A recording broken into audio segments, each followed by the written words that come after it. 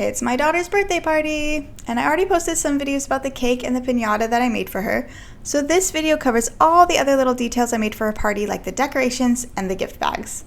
This is She's Making Something, and today I'm putting together a Minnie Mouse birthday party.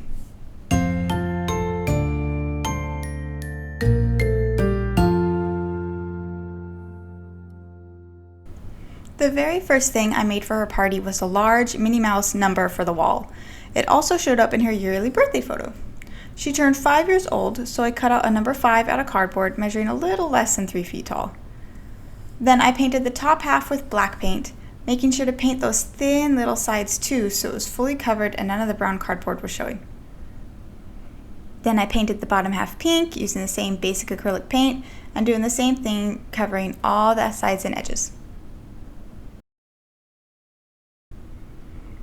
I cut 2 large circles out of black construction paper, and when I say large, I mean I used the whole sheet of construction paper for these circles.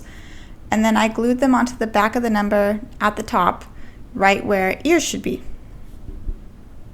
I just used regular glue, and so while it dried I stuck something heavy on top because the painted cardboard likes to curl up, so by putting something heavy it helped flatten that down so they would dry the way I wanted them to. To make the large bow, I used 3 of these pink polka dot paper napkins from Walmart, which I bought for the party anyways. I find the edge of the napkin that is opposite of the already folded edge and scrunch that together. I tried to keep it a little neat and tidy by folding like an accordion, first one way, then the other, and so on instead of actually scrunching it, but I do that again for a second napkin. And when the newly folded edges get put together, one on top of the other, it makes the 2 sides of the bow. The third napkin gets unfolded once to make it longer, and then kind of rolled or folded into a long strip. And this wraps around the middle and is glued in place, hiding the scrunched edges and finishing off the bow, which then gets glued to the top of my number 5. It's not really Minnie Mouse without the white polka dots, so I got these 3/4 inch white label stickers, which make perfect little dots. I just stick those all over the pink area, trying to keep them equally spaced apart.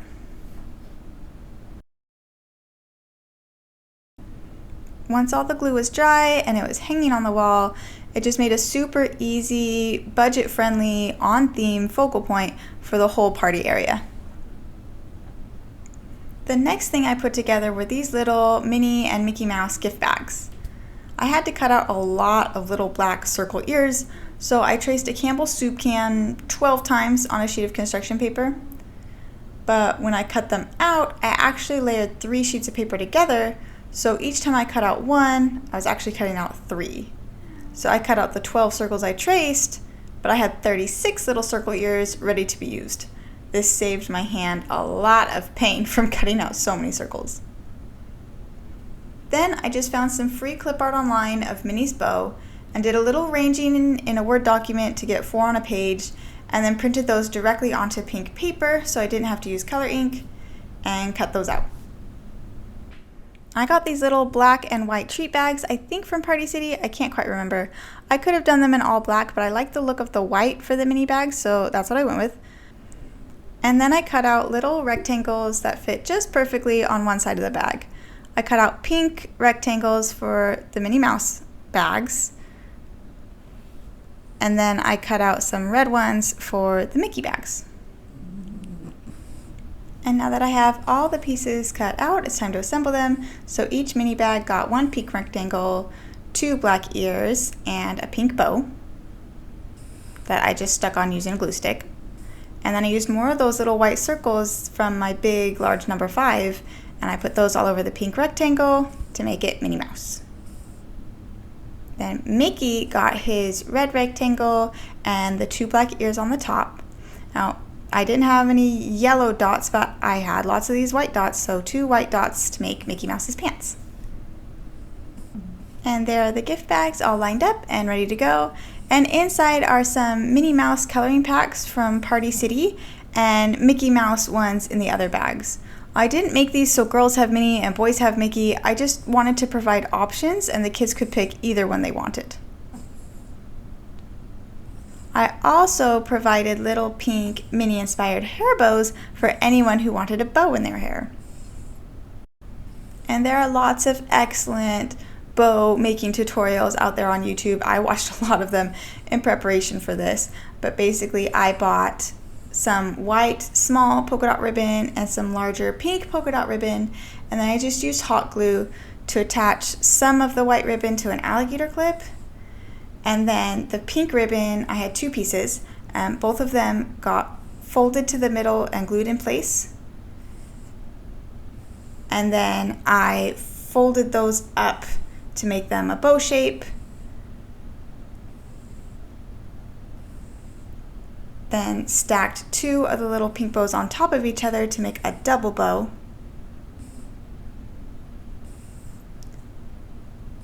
And wrapped a small piece of the white polka dot ribbon around the middle. And that small piece of white ribbon also wrapped around the alligator clip and was glued to that as well to secure it in place. And then I had one cute little pink Minnie Mouse bow, and I made 12 of them. I just thought they were a really cute take-home gift in lieu of some Minnie Mouse ears this time. Every party needs food. Our party was in the morning, so I didn't really need to provide a lunch or a big meal or anything, but we had some fruit and some Mickey Mouse fruit snacks and pretzels. But my favorite thing was this pasta salad, and I made the noodles pink by first, when you put the noodles in the boiling water, and I just added some bright pink magenta food coloring. This is not fancy gel-based food coloring. This is just regular water-based cheap food coloring. And I put a whole bunch of that pink in the water, and I stirred it all up. And as it started to boil, I was looking at the water, and I remembered my color wheel. That pasta is not actually white, it's kind of yellow, and yellow plus the red and the pink actually makes orange. So if I just left it with the pink, it would have turned my pasta a little more the orangey, but I wanted the bright pink, so I grabbed my purple food coloring and added some purple to it to help darken up that kind of orangey pink it would have turned into more the magenta pink that I really wanted. And it's just a super fun, simple way to turn the boring old pasta into something more on theme, and it doesn't really add any extra time. But you can see that the water comes out super duper purple, but my noodles are actually this super cute bright Minnie Mouse pink. And by using my pink noodles in the pasta salad, it turns my salad into a Minnie Mouse bow pasta salad. And then I arranged our paper plates into a Mickey shape, and we got these cute pink glitter utensils from Target, I think. I already mentioned the polka dot napkins, just some pink cups.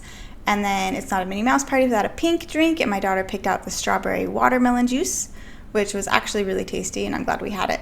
But that was my basic party counter setup. It was a lot of fun. It was super cute. As for party activities, we had the piñata and we had the cake, but we also did cookie decorating. So I made a bunch of sugar cookies that I cut out with my Mickey shape cutter, and then I provided the pink strawberry frosting, white vanilla frosting, and the brown chocolate frosting, plus a whole bunch of sprinkles, and mostly pinks, golds, silvers, whites, and I made double of everything so the kids didn't have to share, and it was a super fun activity. They had such a blast decorating the cookies however they wanted. It was really cute seeing what they came up with. I didn't have a lot of other decor around the house, but we hung some pink polka dot balloons around the archways because my daughter saw them at the store and wanted them included. And then I had a crazy idea design in my head for a while now, and finally decided to give it a try. And I taped some cheap plastic tablecloths on the ceiling, radiating out from the light fixture above the party table. It certainly added a mood and was dramatic, and it took over the space, so I didn't really need to fill the area with much more stuff, and I kind of liked it. It was definitely different than the last Minnie Mouse party I did, which was when my oldest turned 3, and here are some pictures of that party setup. We had this big blank wall in our old place, and I covered it with crepe paper twists, taped at the top and the bottom to hold them there in this black, white, and pink stripe pattern, and I loved it. It was one of the first times I decorated a party, and it turned out exactly like how I pictured in my head. I also turned a bundt cake into a number 3 with the same paper ears and napkin bow that I used on the number 5 this year, and I had some Mickey-shaped Rice Krispie treats on paper straws that were a lot of fun too. These two parties are about 5 years apart, so it's kind of interesting how some things are the same and others have changed as I've grown and they've grown and we moved, and it's just really fascinating to see the difference. But we love Minnie Mouse and Disney around here, and I'm glad that I got to plan a Minnie Mouse party twice. To see some other parties or other things I've made, go check out my channel. This is She's Making Something. Thanks for watching.